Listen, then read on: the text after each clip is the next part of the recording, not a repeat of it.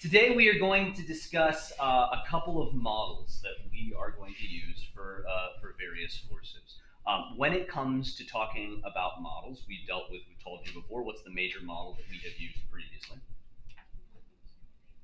Model being kind of a mathematical construct, usually based on like a major assumption. It's not fully 100% accurate, but it's really darn close. No, gravity's a law. What's that? Acceleration's constant. So, sorry, no, I'm asking for the model right now. But you are giving the assumption of that particular model, and what is that model? Kinematics. If you said it like 3 times, and I'm so sorry. You kind of said it soft, to be fair, but like I realized that the third time, never mind, it's on me. Okay, so I was attempting to blame you. It was not appropriate. Anyway, so yeah, a law is something we see every time. Newton's 3 laws are in fact laws. We see them always. What should you have noticed yesterday in Newton's second law as you increased the mass? Acceleration decreased. Now, I said this a little bit yesterday. I'll say it again. It's kind of funny to do this giant setup. Like, there's so much stuff in that lab to set up in the morning and get it all built up. And I kind of like, in my head, I'm like, this feels like a lot of work for them to prove something that you could basically realize by shoving 2 different things and seeing, yeah, that one's going to go less than that one because that one's more massive. Anyway, those are laws. We see them always, we see them always, we see them always. There's no assumptions built into them. They are always, always, always, always true. Okay? Models come bearing with them assumptions and take really complicated things and make them much easier to digest in a basic form. So that's what we're going to talk about today. But what we're going to first start off with is a bell ringer here. So I'm going to give you guys about 3-4 minutes to discuss this in your group. I believe this was number 8 on, I think, the Newton's first law, or maybe it was the second, third, I can't remember. It's number 8 that a bunch of people didn't answer, essentially. You're pushing a cart in the grocery store. You have to push it forward in order to move. Or if you want, you can kind of imagine just me pushing this over here. In order to get it to move, I have to push it consistently across the ground. Now, Newton's third law says for every force there is an equal and opposite force. Okay? But if there's an equal and opposite force on that, first law says that would mean the forces are balanced. And if the forces are balanced, then it wouldn't accelerate, right? So the question then becomes, how does anything really move at all? If every time there's a force, there's an opposite force, and every time the forces are balanced, it stays at a constant velocity, why doesn't everything always stay at a constant velocity? Discuss. And while you're discussing, one thing that will very much help you in exploring all of these ideas are force diagrams. So draw force diagrams on both objects and try to explore within that force diagram, what is the answer to this question? Why? Obviously, we know things can move. We see them all the time. We know that the laws are supposed to be laws, so they're not supposed to break. So what's the issue here? For those of you online, I'll try to put timestamps on this one so you can kind of see what you can skip forward to.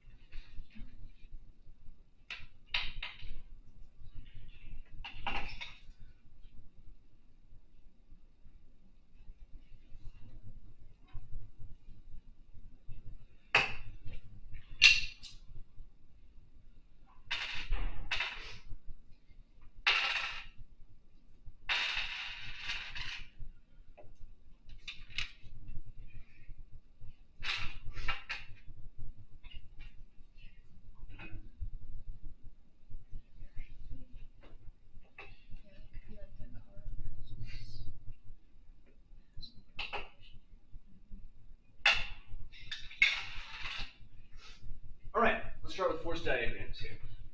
Attaboys. All right.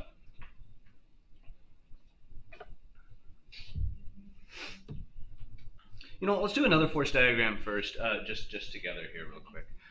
What would be a force diagram of a,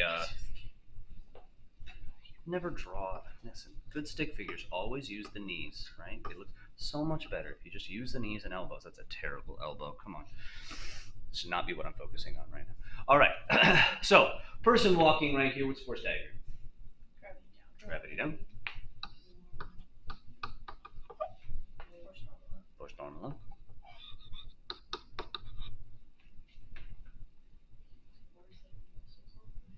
What's that? Force of muscles on person is probably your best option forward, correct?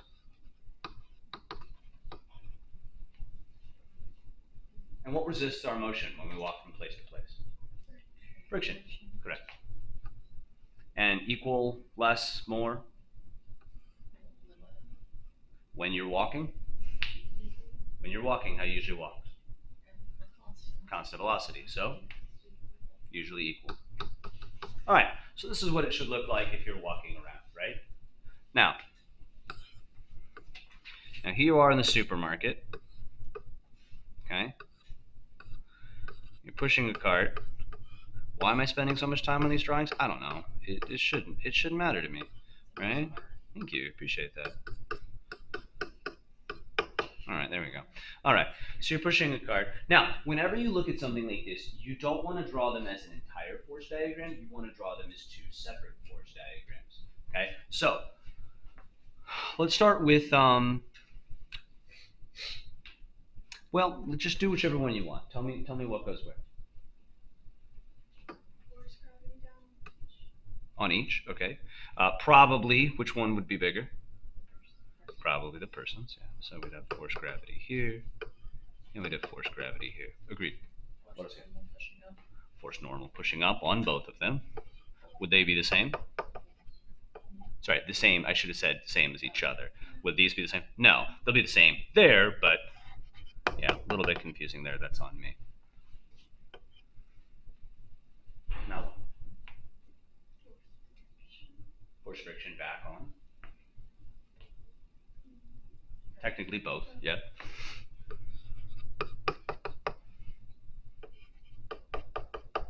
Force of person on cart.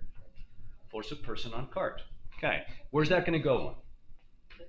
Now we've gotten to the crux of the matter. We've got to Newton's third law. Force of person on cart goes on the cart.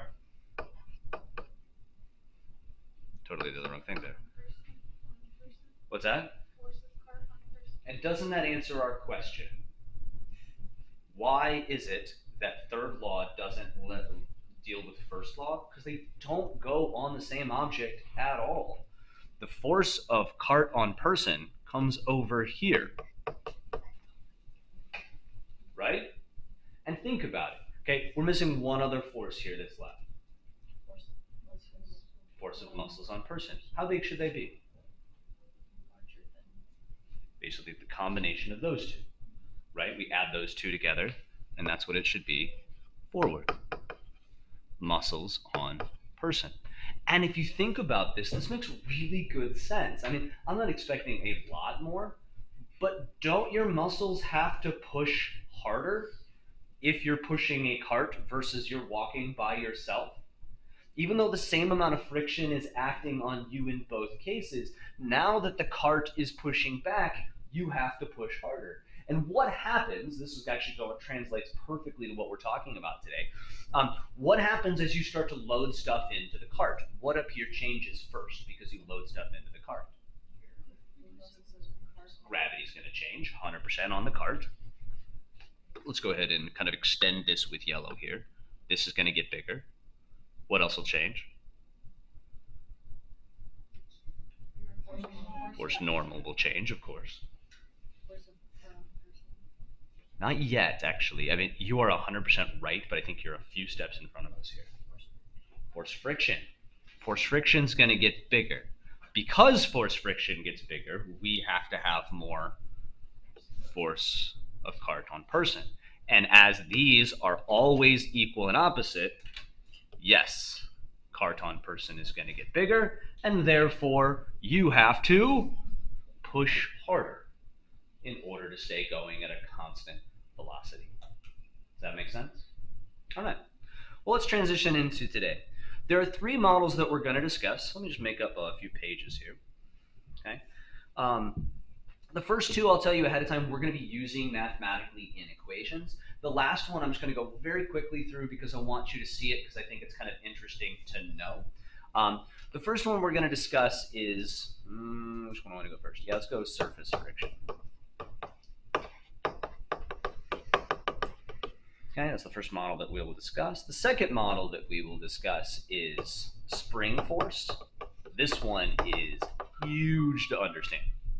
Teachers, at this time, please release the students that are participating in the Powder Puff game tonight. They need to go to a brief assembly in the auditorium. Those students that are participating in Power Puff, please go to the auditorium at this time.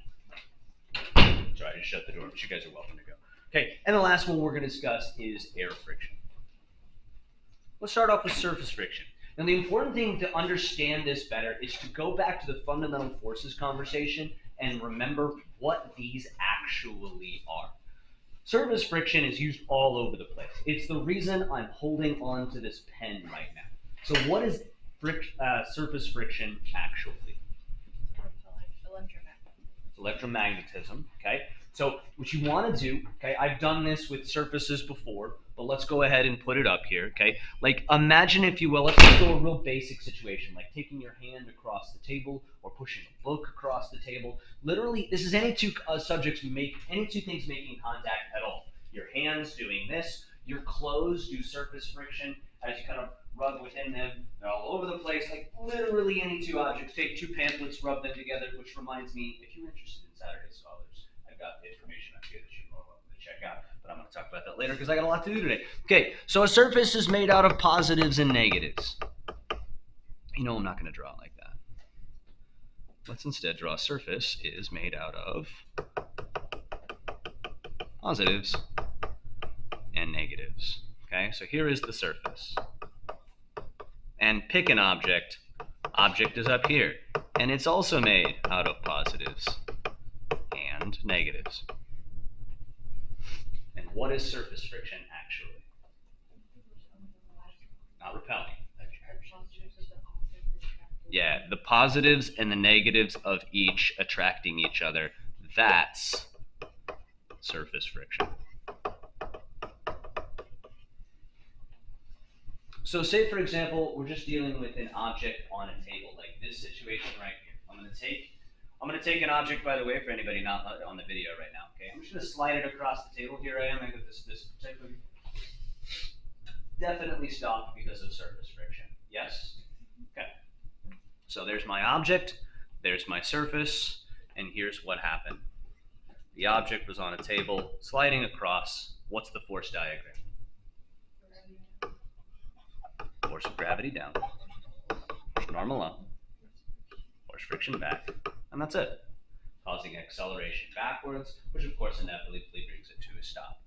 Now the question is, what controls that surface friction? One person might, like a lot of times people go like, well, what if I increase the weight of the object? You're not wrong, but you gotta remember that weight really has no control over this right here directly. What is weight going to do with these two surfaces that is going to increase friction? It's going to bring them closer together. So really the first thing that we need to address, number one, is how close they are. Okay. Number two, the second thing that we are going to need to address is this. I just slid a plastic container across the table. If I instead slide something with rubber along the bottom across the table, is it going to have the same type of effect? I was expecting a little bit more. There's a lot of dust on it. Is it going to have the same type of an effect?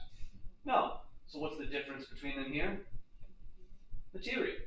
And honestly, we can get really in-depth, and chemistry and physics kind of align here and go, we can get really stupid and in-depth and talk about chemical compounds and exactly how they hold on to negatives and the reason they hold on to negatives a little bit more. And the you can get into organic chemistry and specifically looking at it. Or, hey, how about we just look at the two objects and go, rubber has more friction.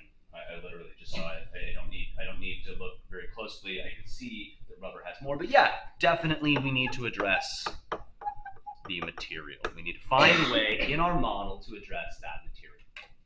The third thing that's going to be surprising goes all the way back to something that we discussed in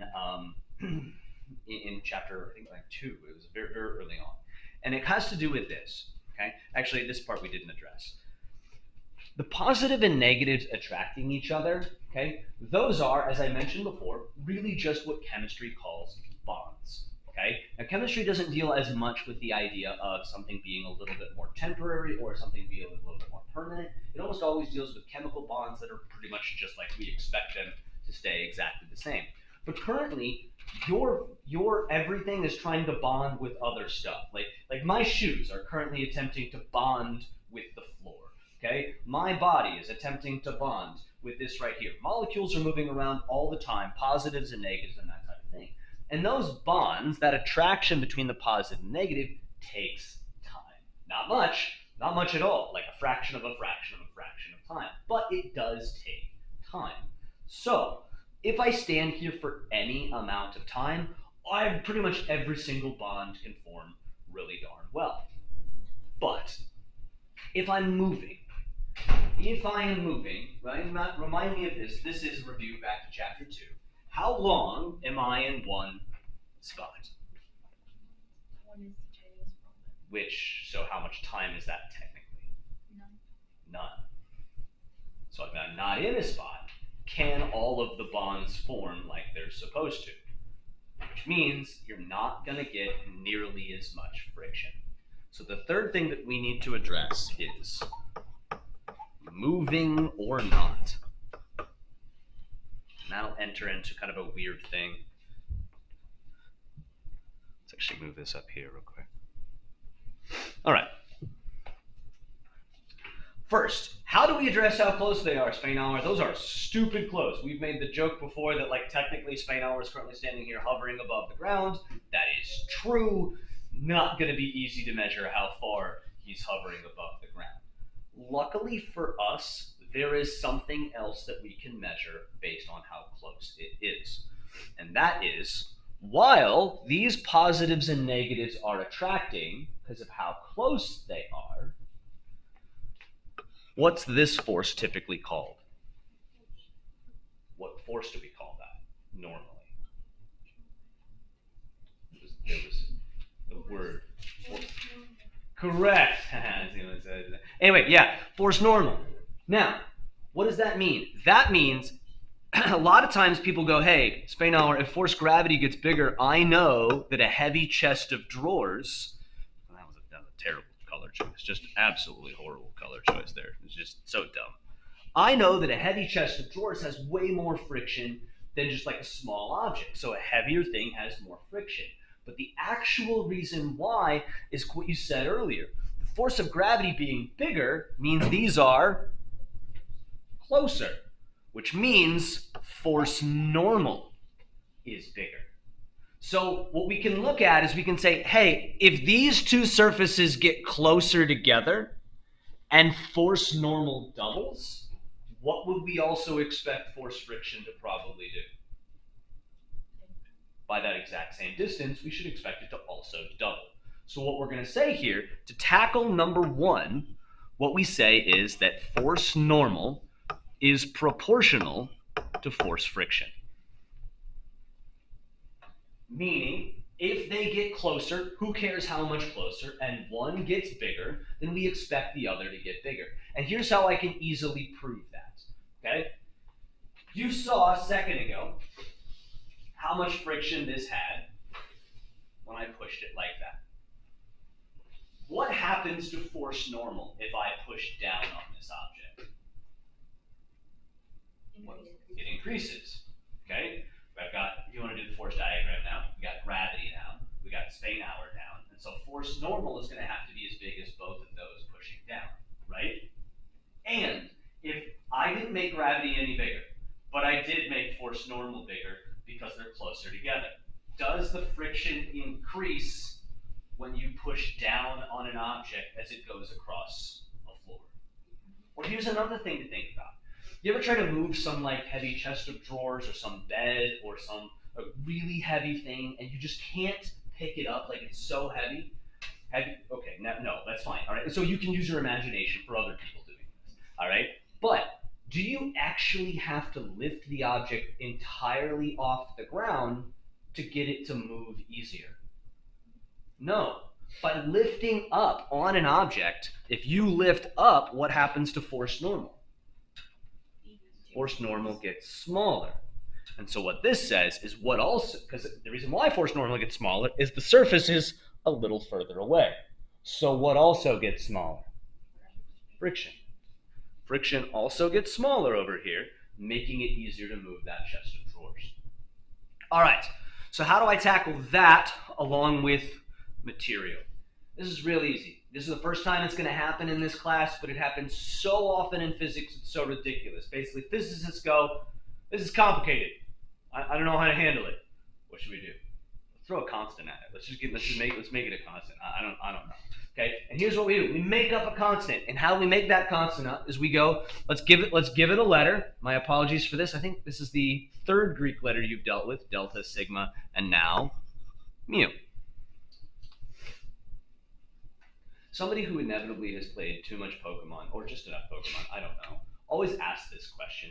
Okay, they always look at me and they go, how do you spell that? Okay, and this is why this is a dumb question. Okay, that's a letter. I know it's a Greek letter, but it's a letter. Okay, you're unfamiliar with it, still a letter. So when someone asks you how to spell that, that's how you spell it. It's a letter. It's a letter. That's like asking, how do you spell the letter F? How do you spell it? You write an F and you're done. That's how you spell the letter F. That's how you. Now, if you ask me how to spell it phonetically, that's an entirely different conversation. But mu is basically just a U with a tail on two sides. And we define, I'm going to put a third letter there, or third equal sign there. That third equal sign means that we in science decided it was what it was. Okay? You can just put an equal sign if you want. Usually I do. But defined as force friction divided by force normal. So does the 3 lines of the equal sign mean like a scientific assumption? No, it means defined as. Like we define this term. We are saying that this term is this. So in a law, you will see equal because it is equal. In early on in definitions, you'll see this a lot. It doesn't really matter. If you want to put an equal sign, don't worry too much about it. It's essentially equivalent for what we're doing. But what does this mean? Okay, this means if you have a box and that box weighs 100 newtons, and that means force normal is 100 newtons. If you look up mu is going to be different for ice than it is for rubber. Actually, I shouldn't say just ice. It's a 2 material combination. It's always a 2 material combination. Okay, so like I might say the mu of ice and ice skates is 0.5. Sorry, 0.05. That's a terrible 5. Okay, whereas the mu of this surface here, it's pretty slick, is 0.3. What that basically says when you look at this right here is that 5% of whatever force normal is going to become force friction. So if I have a 100 Newton box, if that box slides across ice, only 5 newtons are going to become friction. Whereas if I have that exact same box and it slides across the surface of one of these tables, now 30 newtons more is going to be for the exact same size of box.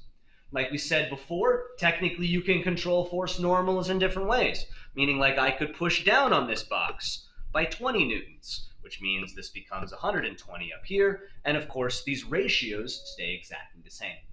Notice, by the way, for mu, okay, this is, I think, the first time this happens. What are its units? carefully. Use unit analysis here. What are the units for force up here? Newtons. What are the units for this force? Newtons. So newtons over newtons means what units does it have? It is unitless. It does not have any units. This is the first time this actually happens. And the reason why is you can think of mu basically as a percentage. 5% of force normal is going to become mu.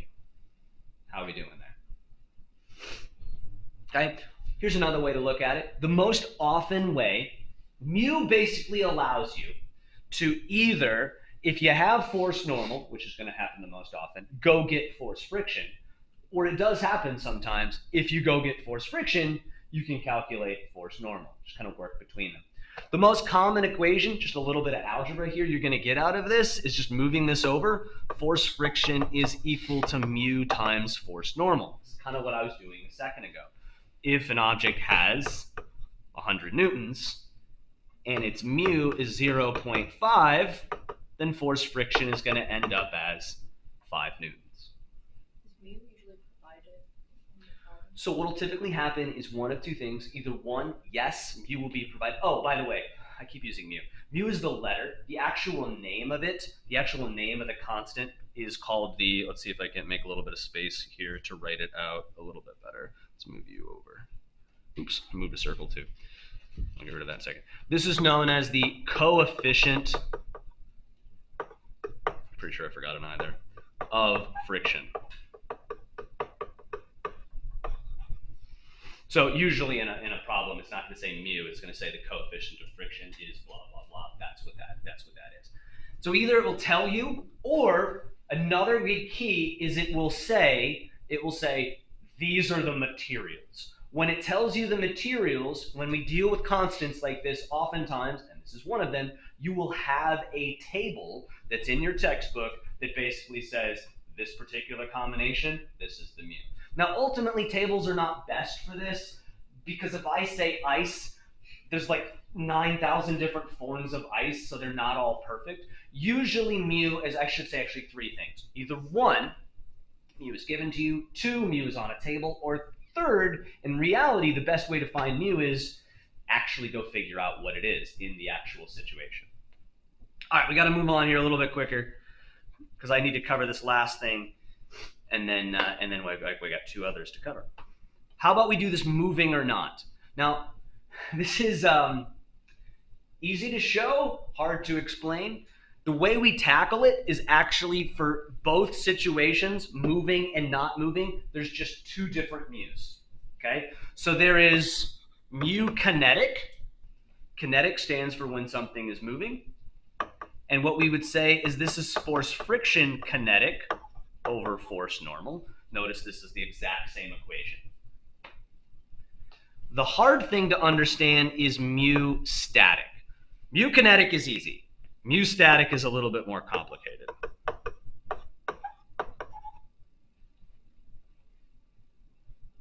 Why is mu static complicated? Well, let me show you a chart and then explain the chart. For force friction, let's say we apply a force to an object.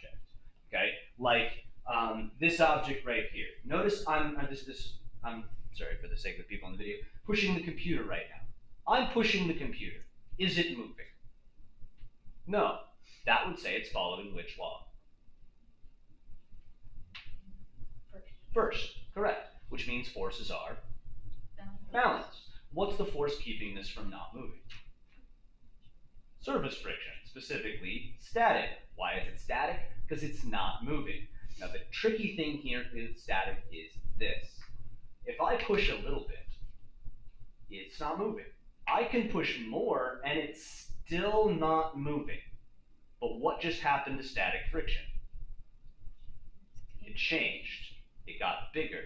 It is equal to however much I'm pushing back, right? So kinetic is easy because it's always constant. Static is a little bit weird, so how do we address that? Well, we address that like this. If I apply a force to that guy right there, what we know is for what I'll call the static range, the friction and the force applied are 1 to 1. Meaning if I put in 10 newtons, it puts out 10 newtons. If I put in 20 newtons, it puts out 20 newtons. If I put in, you get the idea, I don't need to keep going. But eventually it gets to a spot where it can't hold anymore. It doesn't have enough oomph to hold anymore. And in that case, it's a little bit less, and then it goes constant. This is known as the kinetic range. Now, right now, we'll mess with this a little bit more in some problems later on. Right now, for the most part, all you need to know is it moving, is it not moving? If it's moving, you're technically using this guy. If it's not moving, let's move this back a little bit because I'm supposed to add to it. I want to grab the circle again. I'm supposed to get rid of the circle too. Okay. Technically, this static friction does not describe the whole range. This equation right here only describes force friction static max. Meaning this tells you that point right there. Literally that point right there. So that is the force, that is the maximum force. So basically, if you had a scale that was hooked up to a book, and you pulled and you pulled and you pulled, it's not moving, and you're watching that scale, and it's going, it's 8, it's 9, it's 10, 11, 12, and at 12 it starts to move, then that's 12. That would be 12 newtons. That's the maximum. That's what goes right there. All right. Questions about surface friction? Took me a minute here. I got 15 minutes to cover the other two. Spring force. This is, I should have left more time for this because quite frankly, it's one of the most important ones up here. Spring force is important because quite frankly, it's literally how we measure like everything, okay? If you have a spring, like I have hanging over here, okay, by itself, and then you put a mass on that spring, it'll stretch. This is force spring. Now I've got this vertical, but let's say we are dealing with a horizontal situation. Okay? This location right here, when it's not moving, is called equilibrium. Equilibrium, by the way, is not a new word. Equilibrium is just basically another word for Newton's first law. All the forces are balanced. Now, for the sake of this example, here's what I want you to think of, okay? You can either think of this situation, by the way, what I'm doing here is saying the spring is connected to a wall and we've got some mass over here, okay? I want you to either think of it like on a surface that is frictionless or just think of this basically the same situation in space. Now, if I pull this box over here, which way is force spring going to go? Back this way. Right? If I put the object over here, assuming, by the way, we're just kind of just going, yeah, I'm just not dragging the spring every time. Which way is force spring going to go? Back towards equilibrium.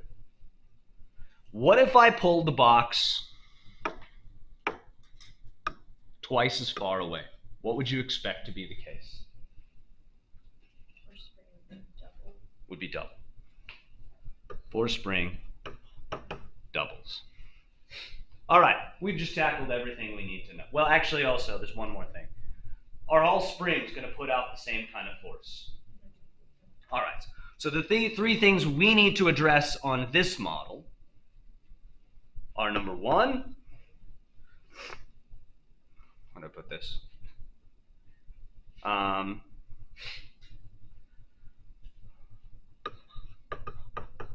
Force versus stretch. 2, direction. 3, different springs.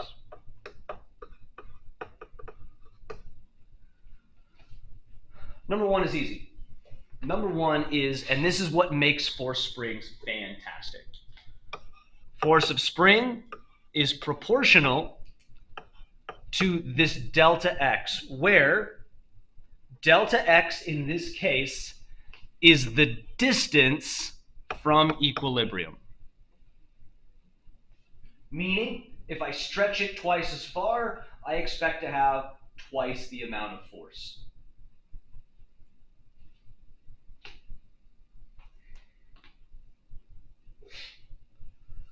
I'm actually going to skip right down here over from 1 and go to 3.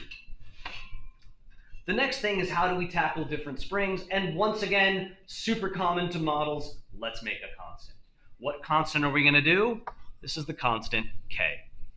Sorry, my K. And this is known as, we're super fancy here, the spring constant. And it's the ratio of force spring to delta X. What are the units of K?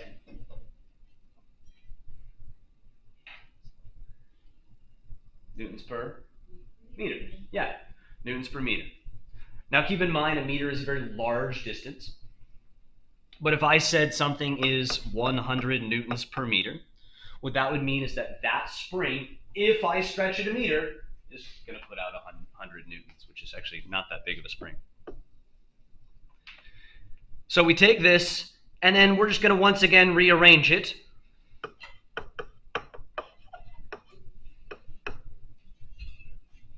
Oh, goodness. And then finally, let's address direction. And it's pretty easy here. Notice this. In my picture back up here, delta X is going, let's name the direction. Which way do you want that to be, positive or negative? Positive. And if it's going positive, then force spring is negative. And vice versa. If delta X instead is negative, then force spring needs to be positive. So the easy way to address that in the model is put a negative right here. That negative will cancel whatever is in here, giving us the opposite. So this is your spring force model. Going back real quick, hold on a second. This is your force friction model. You need to be able to take these models and use these equations.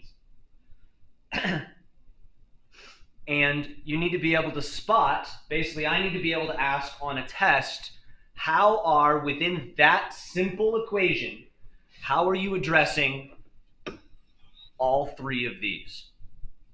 Or, in the spring model, in that simple equation, how are you addressing all three of those? Now, someone would regularly ask, and you will have a lab on this, I think, next week sometime. How do we find these constants? Like, where do these constants come from? And the answer is quite simple. As a matter of fact, we're going to do one right now. Okay? How do we find K? Experimentally.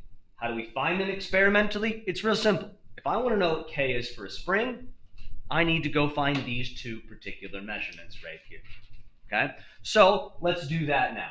I've got some springs sitting out over here. Okay? And all I'm going to do is I'm going to take a mass and I'm going to hang it from right here. That mass that you have on there is 200 grams. Okay? Just draw the force diagram for that real quick. So we have a spring, or a mass hanging from a spring. The mass is, hold on a second, 200 grams. And the question is, we haven't given you all the information yet, by the way. What is K? We're doing a force diagram. Help me out. Simple stuff. What's the force diagram? Force gravity down and.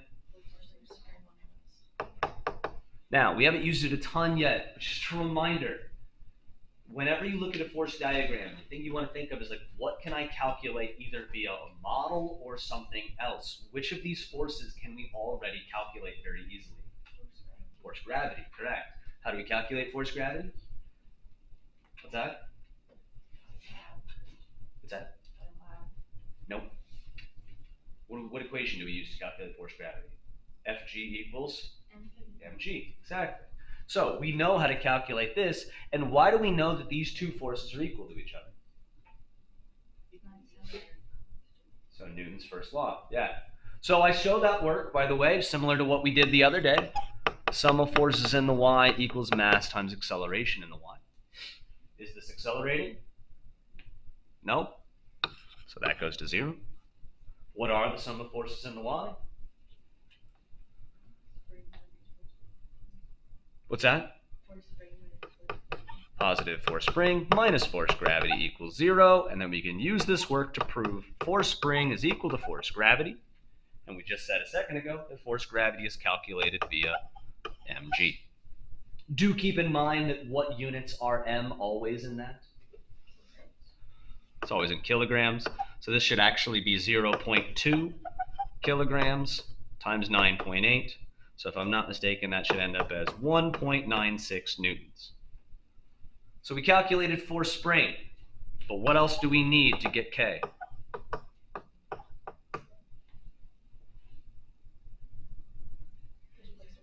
Now, this is why I wanted to talk about this, specifically with this example. Okay? What you have to be careful of is delta x is how far it is from equilibrium. Meaning, you can't just measure the full length of this. What you have to do is you have to measure how far it is to begin with, what its equilibrium point. So let's go, that's 6.2 centimeters. Then you do it, measuring it again, and getting 13 centimeters. And what's delta x going to be? The difference between them. How much did it actually stretch from them? So 13 centimeters minus 6.2, 6.8, but do notice those are in centimeters. What units should be used for that delta x? So I'm going to divide by 100 here. So 0.068. So we get, this is 1.96 newtons divided by 0.068 meters. The K of this is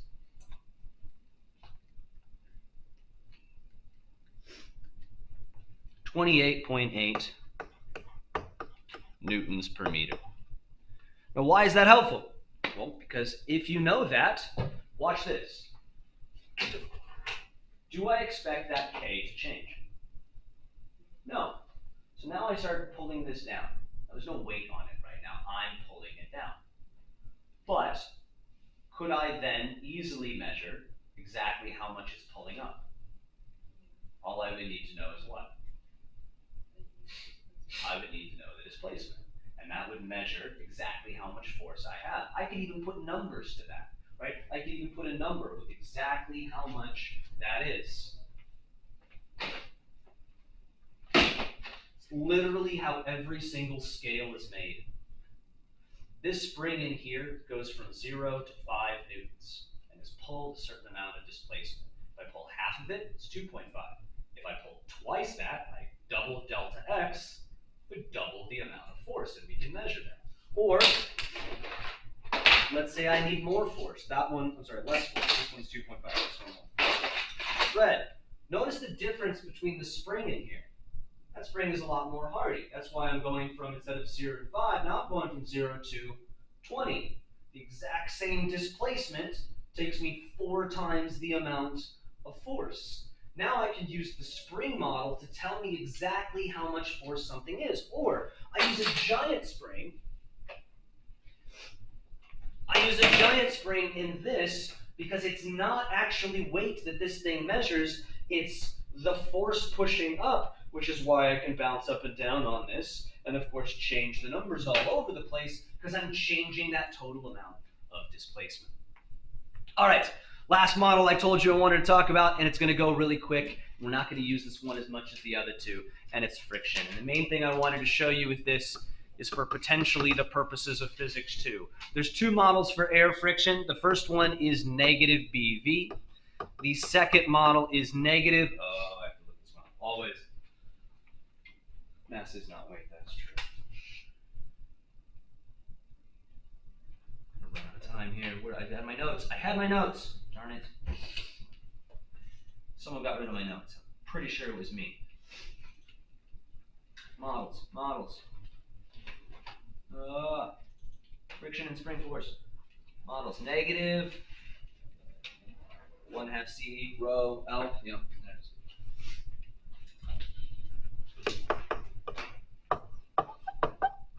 Okay. Now the main thing I want to do with this is just talk to you about air friction. We are not going to use air friction here. It's too damn complicated. Come over to Physics 2 and then we'll start messing around with it a little bit once you have a little bit of calculus under your belt. But basically here's the gist, okay? If something is moved, if it's small and moving slow, you can use this model right here. And all this says is it's very similar to before. Guess what V is? Velocity. Why does it make sense that velocity would be up here?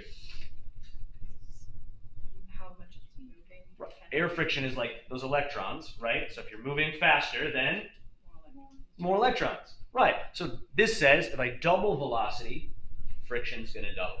And this guy, that guy's a constant. Don't worry about that. This one here, well, V is actually squared, meaning if velocity doubles, it goes up by 4. This, we talked about this the other day, that's surface area. The more surface area you have, obviously you're going to hit more molecules. This guy right here, this rho, is density, which also makes sense. More density, more molecules. And finally, this one right here, this C, that's once again a constant. That's known as the drag coefficient.